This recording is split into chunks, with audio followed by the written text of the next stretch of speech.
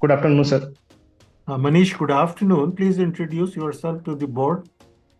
Sir, my name is Manish Kumar. I have done my schooling from Lucknow, and ancestrally I belong from Gazipur, Uttar Pradesh. After that, I moved to Karnataka, where I did my undergraduation in civil engineering from NIT Surathkal. After that, I also did my post graduation from IIM Bangalore. On the work side, I have worked in three companies. First was my own startup from 2015 to 2018. Post my MBA, I worked in a couple of companies where I have worked as senior product manager. And my hobbies include building a small hobby project, train spotting, and I also like to go on cultural walks. Cultural? Walk, sort of walking, sir. I go to cultural places and go on a walk over there. Interesting. That's very interesting. And what do you do when you go for a cultural walk? So recently I went to Hampi in between my prelims, mains and interview gap. So I went to the main temple, Virupaksha temple, and from there to Vittala temple, which is the second most famous one. I went on around 3 kilometer walk. So there are different small temples lying over there. So sort of seeing it. You visited? Yes. Visited, and would you say you closely examined? Yeah, I mean, I like going to those places and seeing. For me, when I walk over there, I try to imagine how would people would have been living over there, say 500, 600 years ago, right? So, sort of imagining that. So you were what was your subject? You were a civil engineer. I did my yes. NIT Surathkal. Yes, sir. One of the premier institutes. Yes, May sir. I ask you something related to your engineering subject? Sure, sir. I mean, in case I face any problem, I will tell What you. is the smallest building block of matter? Smallest block of matter will be atom. Will be? Atom. You mean atom has not been broken into smaller parts? They have been, I mean, they can't be broken without causing release of energy. I mean, we require to provide them huge energy and then they can. That's a different issue. Yes, I asked you a question, you give me a reply. Okay, sir. What is the smallest building block? My question remains. Sir, atom. Atoms are made up of neutrons, protons, and electrons. Yes, sir. What are neutrons and protons made up of? Sir, bosons and leptons. Bosons and leptons. Sorry, sir, I'm forgetting the terms. So I'll read more on this. I actually forgot that. Quarks. Sorry. Okay. What is the standard model of particle physics? And basically, how many particles are there in the nature? Sir,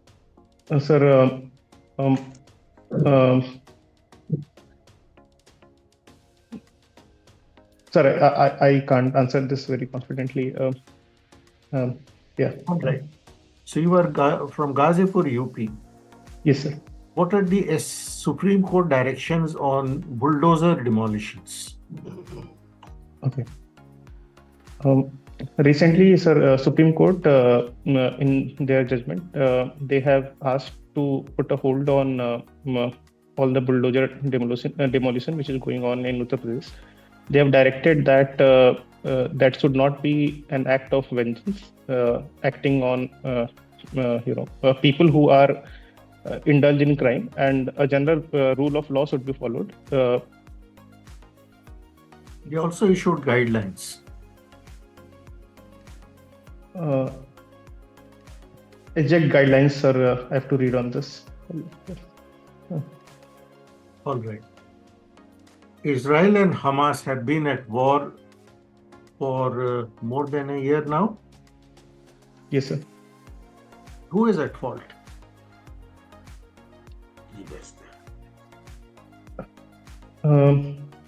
Sir, I'll just take a couple of seconds. Sir, in my opinion, Israel and Hamas war have been a deep-rooted conflict, and there is difficult to put direct single person or single party fault in this. It has become an arena of international power play, where European and US interests are sort of aligned with Israel interest, and at the same time there is a humanitarian crisis going on, and Hamas has, from the initial part, now Hamas has turned into a more violent organization, Who and they are doing. precipitated the current spate of war? Current state of war was a result of October 7 attack by Hamas on the kibbutz and the establishment which are near Gaza Strip, and in retaliation, Israel attacked Gaza. So when the Hamas attacked, they killed more than 1,000 people at one go. Yes, sir. Committed brutalities on ladies and various kinds of captives that they took, and so on. And in fact, they took how many people they took as captives? Sir, around 100 is what I remember, but I checked number. Around 250. Oh, Around okay. 250. Anyway, so is there a end to this war in sight? Sir, with recent elections in US and the whole global order, I don't see an immediate end to this. If you ask my opinion, with the Trump coming in power, probably Israel will be looking to consolidate their position because recently upheavals have happened in Syria also, and probably Israel will be looking to have strategic advantage over the whole Middle East on the Iran side and the other nearby regions. So unless and until they achieve that objective, it's difficult to see. There are reports that some negotiations are going on to bring about a truce, a ceasefire.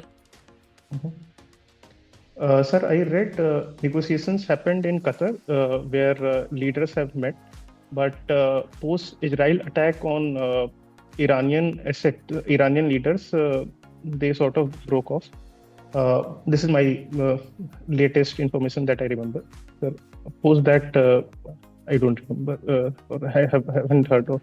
Yeah. All right. Ravi Kanchi. Mr. Manish, Yes, sir. you are a civil engineer and then you get into some startup. So Yes, I will confine my questions to civil engineering and business only. Okay, sir. Is it okay with you? Sir, in case I struggle, I'll let you know. Yeah. Which is the oldest engineering college in India? Okay. Sir, oldest engineering college, if my information is correct, it will be IIT Roorkee. When was it established? As what? And who established and why? Sir, it was established at Thompson Engineering College, if I remember, in Roorkee, and it was established after. Sir, exact year I don't remember. It was between 1850 to 1880s. In between of that, it was remembered. The aim was to train people so that they can build structures all over India. It was part of British policy where they wanted to have graduates who can work in the imperial interest and build structures. Okay, fine. Partly answered. Those were all army men, friend. And they had engineering divisions like we have EMEs and all now. So it was 1847, the British wanted to make Ganges Canal to harness the water and irrigate most of UP, Bihar, etc. So they established Thompson College of Civil Engineering in 1847. Okay. It became IIT later on, much later. Then it was University of Roorkee. Now IIT Roorkee. Okay. Yes, sir. Because I am also a civil engineer from Roorkee like you. Okay. Now, what is the basic difference between bending moment and shear force? Very quickly answer, because time is short. I won't take long. Sir, bending moment happens along the vertical, as in along the curvature. No. Conceptually, what is shear force and what is bending force? Shear force acts along the plane. Can you give me an example with house tools like scissor, plus, something like that? Sure, sir. in case if I hold a scale and if I try to bend it with my hand like this, it will be a bending moment acting on it. While shear will be, say, I'm holding a book. Scissor is shear force. Okay, done. Yes, sir. Have you ever seen a flyover? Yes, sir. Yes, sir. You must be wondering what a silly question to ask. No, sir. Okay. Now, in any flyover, there is a deck. Yes, sir. And below there are piers, columns, Yes, sir. piers, whatever you may call. What is the connection between the deck and the pillar? How is the deck resting on the pillar? Is it welded? It is fixed? Or is it hinge? What is the connection between the deck and the pillar? You are a civil engineer, therefore I have asked you. Otherwise, I will not. Sir, I remember there is a gap between them so that it can expand, but exact connection, remember. No. Hello. Pillar is not resting on the deck like this. There is something in between. Yes, sir. What is that something? Sir, sorry, sir. I don't remember the exact term. I want you send your degree to me. Sir, I will read on this. This is too much. You see, friends, because this deck is expanding with heat all the time, contracting. Yes, it will break. So there is a roller, steel roller in between. Steel roller. Okay, so sir. The deck rests on roller is resting on the pillar. Nothing is fixed. Okay, you revise it. Okay, sir. So done with civil engineering. Now we come to finance, economics, money. All right, sir. Because you had a startup. What is the difference between investment and deposit? When we talk of investment and deposit, what is the difference to a common man? Sir, okay, sir. Investment, I'm putting money with certain risk that I want it to be multiplied to. Examples. Give me examples. Okay, sir. Say if I have 100 rupee and I put it in some business as help. Say I am helping a friend to set up a small stall. No. I am investing money. Where I am putting my money? I'm putting in some business which I want to grow and I want to get the return out of it. Okay. But you put money in business, you don't pour money in a pot, no? You put money somewhere. What is that? I put in mutual fund, stocks. Shares, mutual fund. And what is a deposit? Deposit is something which I put in bank and banks so that I can get a return on it. And money saving is the main criteria in putting deposit. Deposit means saving scheme, FD, savings bank. Yes, investment means risk, mutual funds. And people in India use both the things interchangeably. Fine. Yes. Now that you had a startup and definitely you'll have a foreign collaboration, how much money can an Indian send abroad today as per RBI guidelines during the entire year? It could be a relative, it could be anybody. How much money can I send? Max, any idea? Yes or no? Sir, right now I don't remember the limit. Earlier, 250,000 per year, not more than that. Okay. Now let us come to macroeconomics. Okay, sir. What is macroeconomics? Macroeconomics deals with the larger economical. What is the struggle between growth and inflation? Okay. Now you talk from RBI point of view. Okay, sir. Sir, RBI has been mandated to control inflation in India in between certain rate, and it has few levers. One of the lever is the interest rate. If interest rate is lower from the RBI perspective, it can lead to cheaper money in the economy and the growth can be higher. But if cheaper money is available, that is the cost of the money is very low, it will lead to a lot of people holding that money. And inflation will be high, it will lead to higher inflation. So let me tell you, Manish, you are reading from the textbook, but you are not telling me conceptually. Okay, sir. Inflation is caused by lowering the interest rate, more money chasing same goods. So goods become costly. Okay, sir. Now, why was the RBI governor changed according to you recently? Who was the previous governor? Who is the new governor? Sir, previous was Sri Sitakanta Das, and if I remember, he was facing some health issues. So now the new governor. Hello, you speak clearly, loudly. Okay, sir. You are just murmuring anything. No, I'm not able to register this. Sir, previous governor was Sri Siddhakanta Das, and Hello, I know him personally. He had no health issues. Where did you read it? I don't know. But what is the general perception in India? Why was he and not removed? Actually, his term was over. yes, What was some criticism which is not so much published? It is published, but not so directly. But recently, Finance Ministry had said it so in very uncertain terms. Sir, recent Finance Ministry knowledge that I have, they are vying for lower interest rates so that economy can grow. But the RBI want to control the inflation, so they have been, adamant on not lowering the interest rate. And What is that policy which decides on the interest rate called? RBI has a meeting, regular meeting on that policy. Monetary. When is the next meeting due? After Sir, your interview, right? Yeah, it happens after 3 months. Yes. February. And what is expected in that February meeting when another person called Sanjay Malhotra? What is he expected to do? Sir, he is expected, he will lower the interest rate so that more money can come. Good. But be clear, no, what you are saying is good, but then, okay, friend, maybe I can ask you not a comment.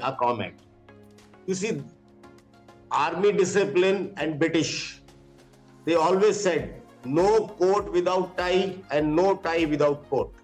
I am done. Yes.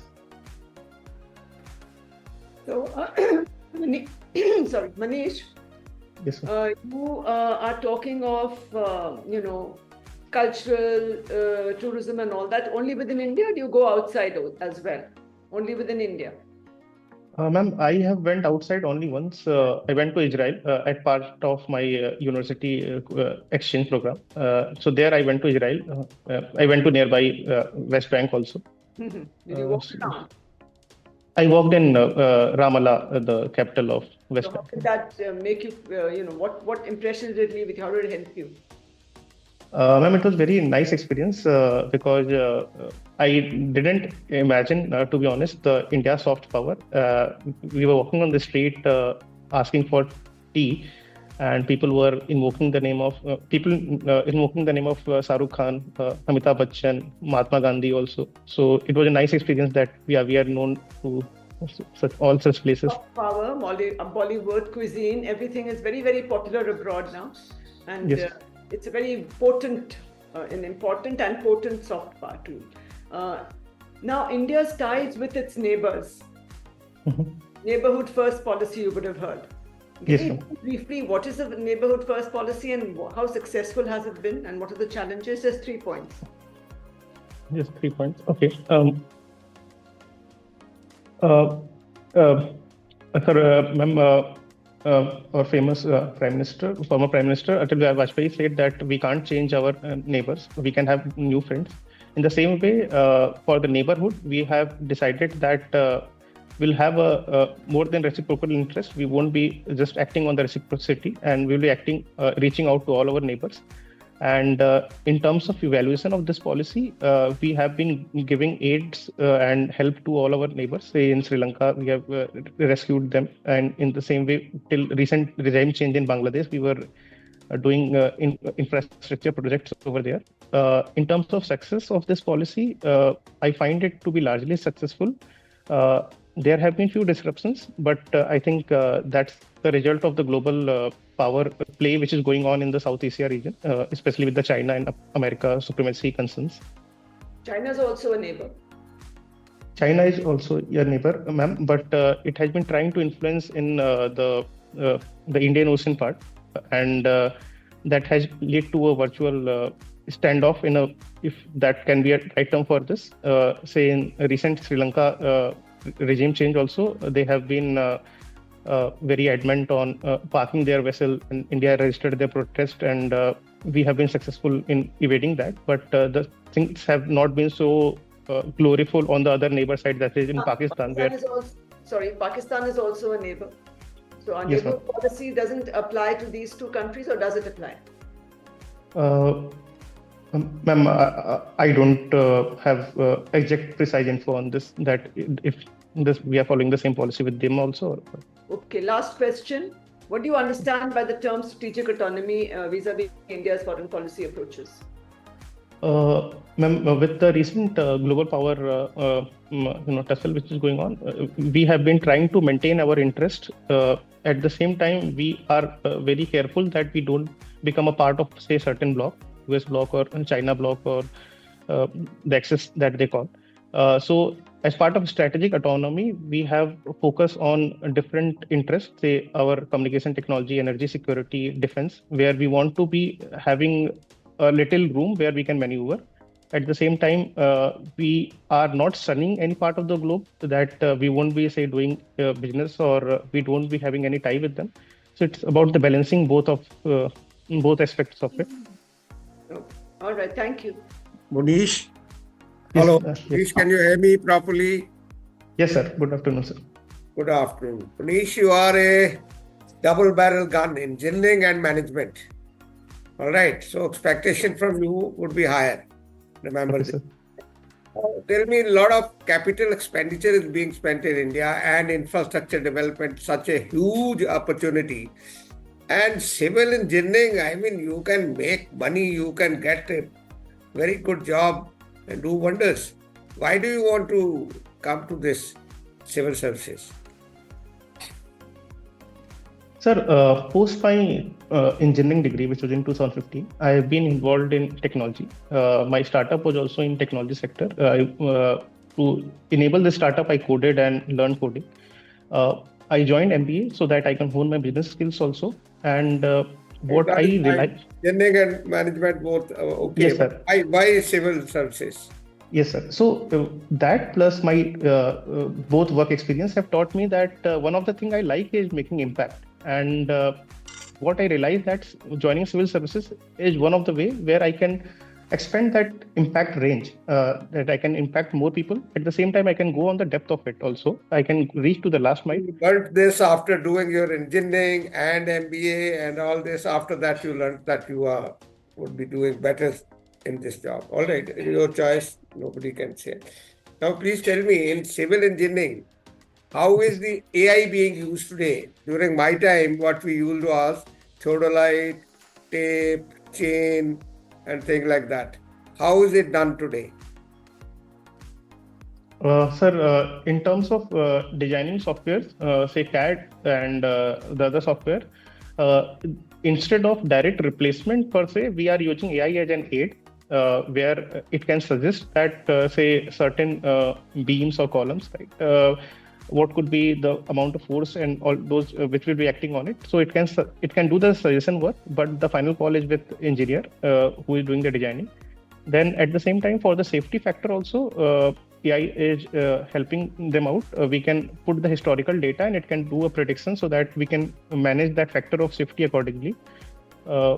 These are the couple of development that I know. Not completely right, but anyway. Now, please tell me, since you are a management graduate from a very prestigious institution, the term knowledge worker, who's the one who first coined it? What is his contribution to the field of management? When was it coined? By whom? And what is the contribution of that great man to the world of management? Sir, sorry, sir. I don't know the name of the person who has coined the term. I understand the term, but I don't know the. When did this term come in the common usage? This term of knowledge worker, when did it come in common usage? Which year, approximately? Which decade? All right. Sir, if I have to take a guess, it will be post 1990s, because that's where the technology spread. Peter Drucker, in his 1964 book, okay, he came out with the word knowledge worker first time. And okay, sir. if you don't know about Peter Drucker's contribution, then I would be very sad about it. Anyway, it is said that AI is going to kill competition, enterprise, and hence progress. Okay. AI can kill competition, enterprise, and hence progress. What are your views on this? Sir, I believe AI is a tool, and the utility of tool or the extent of a tool lies with the one who is wielding it.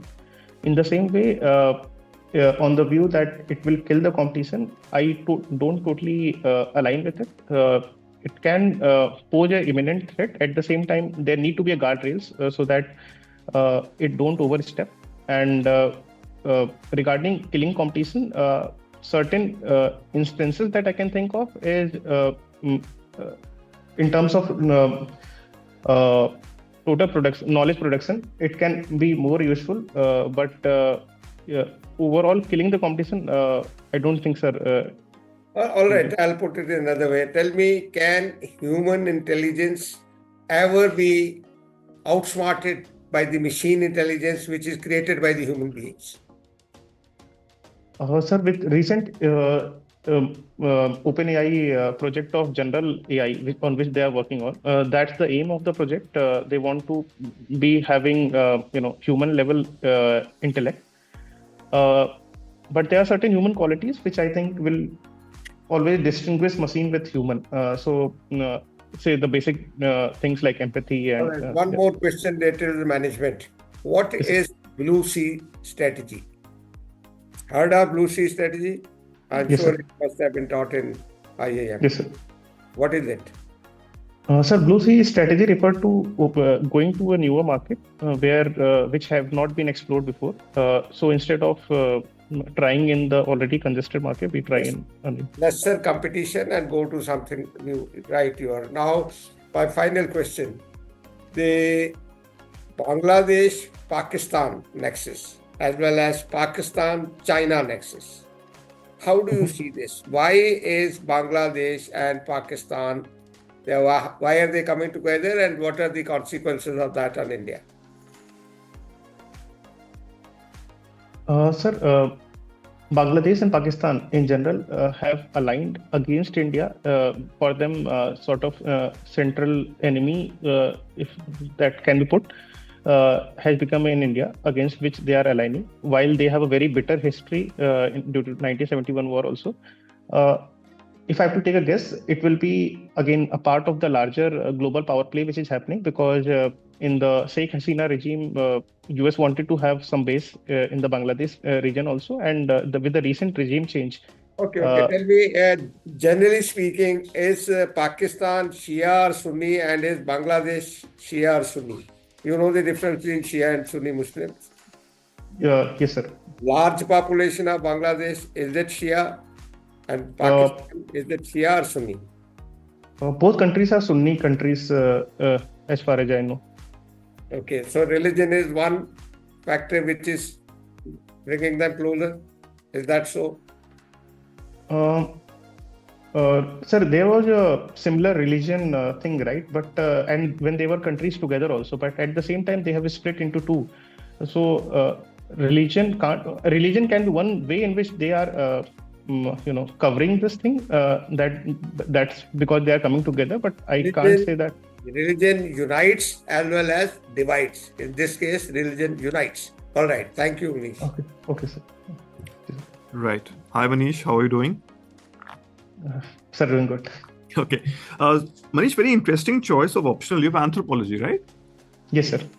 So, okay. Now, have you heard of Lucy?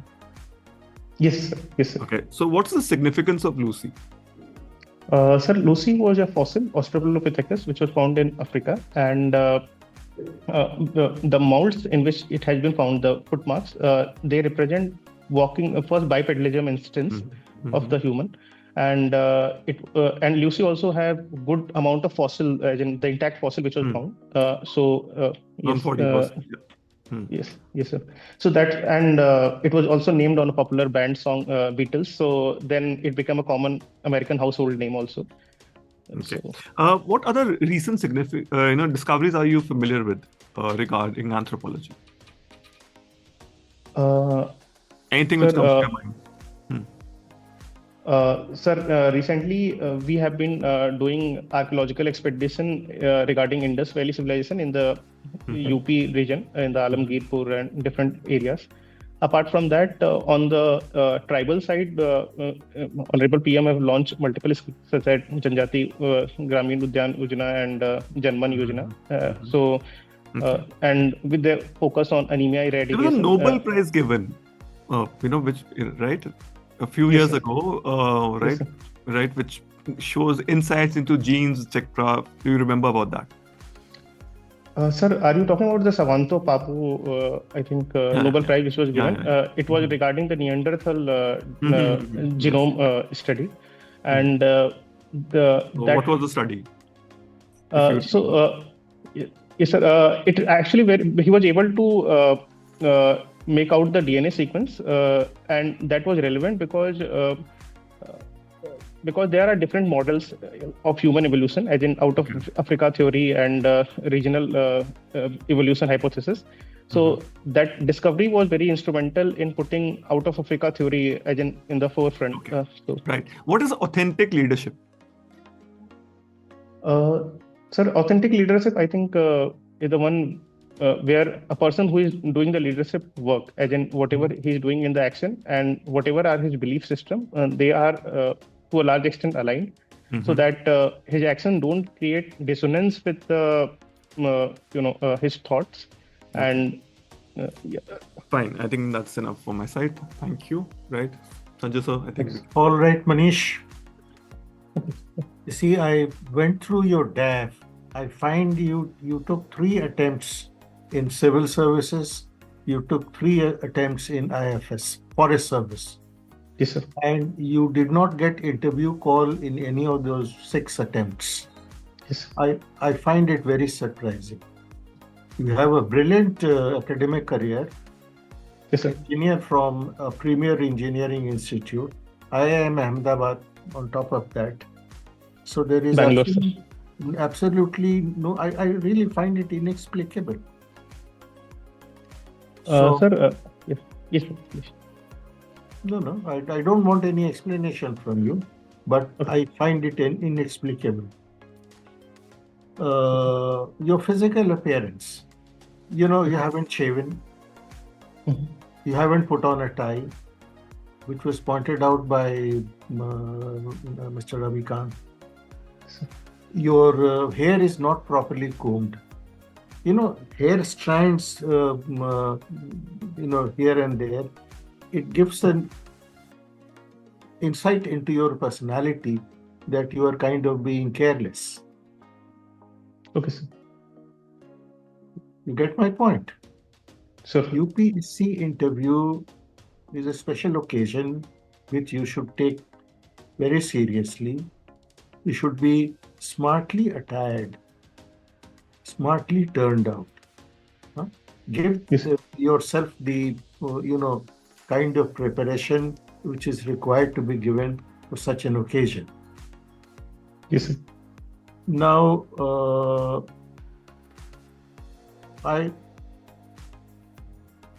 you're a knowledgeable person, not that we asked you something and you didn't answer. There were many questions that you didn't know, many questions which you answered. What I would suggest is, in short, is that you think of, say, about 100 questions. When is your interview? Sir, 24 January. 24 January. So just about a little less than a month. Yes, sir. Think about 100 questions from, say, your, there are 5 fields from where the questions will mostly come from. Place you come from, subject with which you graduated, subject which you have kept as your optional, DAF, whatever you have mentioned in your DAF, and finally current affairs. Which newspaper do you read? Sir, Indian Express. Indian Express. Add the Hindu to that. One more newspaper, whatever you want. Hindu is a good newspaper, that is why I named it. From these 5 fields, think about 100 questions. Prepare short and crisp answers so that when in the final interview, these questions are asked, you are able to give prompt replies. Where you don't know, don't beat around the bush. Say you don't know. Fair enough. No one is supposed to know everything. And if you're reasonably sure, ask that particular board member permission for whether you could take a guess. If he gives you permission, go ahead and say. If it is right, it is okay. If it is not right, no harm will come to you. So I was surprised, and that is why I mentioned. I think if you take it seriously this time, you should be in the final UPSC list. Good luck to you. Thanks, sir. Ravikant. Same predicament here. Sometimes, good is bad. How? When the panelists see your achievements in education, business, work experience, automatically, the expectations bar goes up.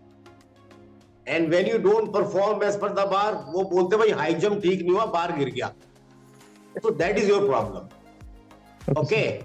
So either now I can't tell you to hide your qualifications. So better, as Chairman Sir said, you have to brush up 100 questions. And Mr. Varun, kindly make note, 1-to-1 follow-up is required. You are a very potential candidate. Another point which I will tell you, gentlemen, you will learn it later, hard way. This world is not about gold medalist and knowledge and qualifications. This world is about presentation, human behavior, relationships, trust. Okay, so you have good knowledge, but your diction, your presentation skills, style, body language, verbal, oral is not good. Okay. You should speak with some accent, with some pause, put some comma, full stop there. English have invented it, so use it. And that's all I can say. Good luck. Thank you. Just add to that one point. You were a little fumbling and shaky. Avoid that. You're getting a little nervous because of that. Your whole performance is not coming across. Of course, knowledge gaps are there, and so you need to fill up on that. More reading will help you with that. But just be happy and relaxed. You're looking so worried, it's going to affect your performance. So please practice that also. You have time. And as Chair has suggested, you practice and, get your thoughts together and be precise. And I think you will do well. All the best. From my side, friend, you are a good candidate. However, I find that your knowledge is more of book knowledge rather than as if your concepts are not very clear about things. Clarity of thought, I thought, is lacking. And the other thing is, of course, your speech. Have you ever watched KBC? Learn from Shri Amitabh Bachchan. The way he gives pauses, the way he raises modulation of voice. That is an extremely good way of learning from him. Your voice, you are going on the same, pitch, same thing. It is monotonous. It will put somebody to sleep. Don't do that, please. You have the potential and use that to your advantage. And as Sir said, that your expectation from you is going to be high. Yes, sir. IIT, IIM, engineering is the analysis is the forte of an engineer. You are an engineer. Your analytical skills plus your management skills, you should do wonders. So I would like you to put in more effort so that you are able to get through. All the best. Good luck. Thank you, sir. Manish, let's book a one-on-one, right? We have to talk about a few things, right? Especially on management side. If I was actually grilling you, I would talk about you becoming more and more risk averse, Yes. right? If I was actually grilling you, right? Because, from a person who started a startup, you went to an MBA, then you pick up a job, and now you're going towards the government sector, right? Yeah. So you will have to show me that, you really want to make an impact on the ground. Right? That the answer was fine. So Sir did ask, Chima Sir did ask you the question, and you did answer, right? But this is something I think. So, and then obviously we can prepare the management side of things, right? Because they will talk about it, in the interview Sure. in the beginning itself, right? Yeah, I think that's tough. Thank you, sir.